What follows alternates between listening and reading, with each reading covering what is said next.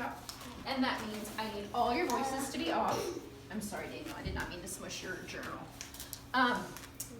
We know that when we are doing writer's workshop, we're just telling a story on paper, right? And lots of us have stories in our heads. I know you do, because you constantly want to talk to each other and you want to tell each other stories, okay?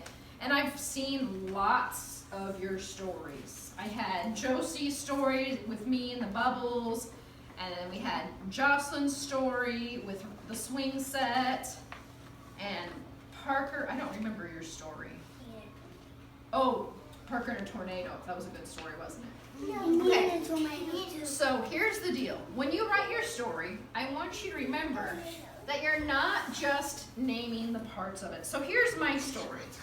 Okay, Colt, can you turn off your voice and listen for me?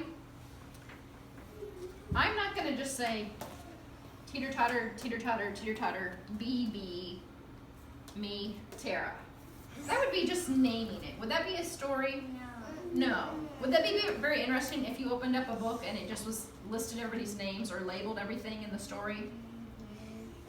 That wouldn't really be a story, would it? So even though you guys are still not using words and you're just drawing pictures, you need to think of your story in your head as you're drawing it, okay? And it needs to have stuff that's going on. Like in mine, I told you, I was like, okay, I was on the playground and I had decided to squash sweat bees on the teeter-totter.